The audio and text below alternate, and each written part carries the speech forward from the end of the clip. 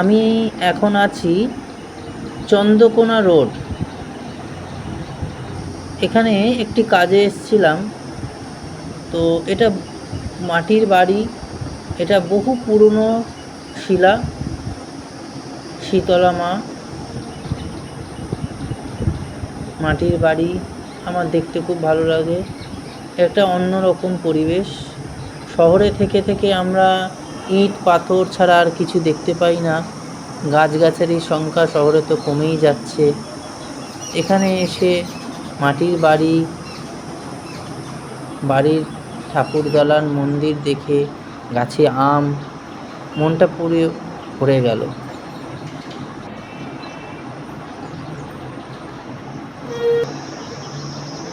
এদিকে ছোট ছোট ঠাকুরের মন্দির, খড়ের গাদা,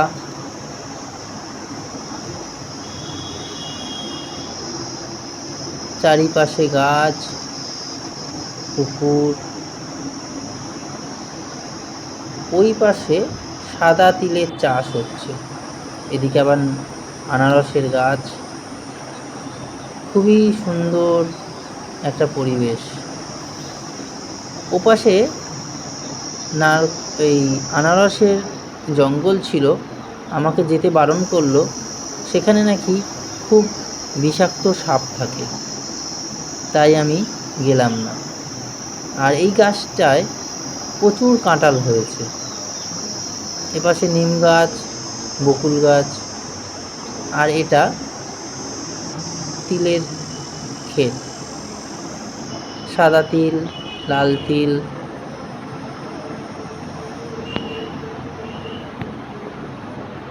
ফুল হয়ে রয়েছে, তিলের ফল হয়ে রয়েছে। এই ফলগুলোর ভেতরেই তিল আছে, এটাকে ফাটিয়ে বার করতে হয়। ওদিকে তিল গাছগুলোকে কেটে কেটে রাখা হয়েছে। ওই গাছগুলো চাষিরা বাড়িতে নিয়ে যাবে, তারপরে ওখান থেকে তিলের ফল থেকে তিল বার করা হবে। হ্যাঁ হ্যাঁ, খুবই ভাল লাগলো। মনটা একটু অন্যরকম হয়ে যায় এরকম এক পরিবেশের মধ্যে কিছুটা সময় কাটাতে পেরে। খুবই ভাল লাগে। একঘেয়েমি শহরে জীবন সত্যি কীরকম একটা দুর্বিষহ হয়ে উঠছে। তাই মাঝে সাঝে কাজের সূত্রে এরকম গ্রাম্য পরিবেশে এলে মনটা খুব ভালো হয়ে যায়। কি সুন্দর সাদা ফুলটা ফুটে রয়েছে। এটা হচ্ছে তিল গাছের ফুল।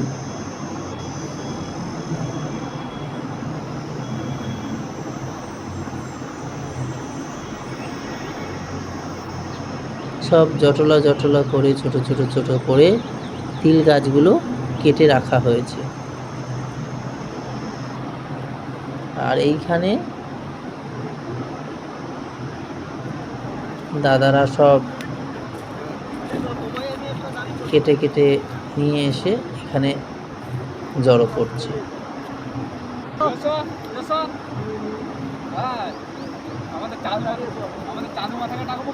না, আমাকে দেখে খুব উৎসাহিত। কোথা থেকে এসছো, কোথায়? এক নিয়েছি, সেই সময় তুলবে। গ্রামের লোক কৃষক ছবির সম্বন্ধে তাদের অভিজ্ঞতাই না। সবাই জানে যে এইসব উপর থেকে এসছে। একেবারে মুখ্যমন্ত্রীর কৃষি দপ্তর থেকে এসছে। এসো, ওই বিয়ে বাড়িতে আসা হয়েছে নাকি? ওই যে নাম নিমুখে শ্রাদ্ধ হচ্ছে। দৈনিক 100 টাকা করে গাড়ি ভাড়া।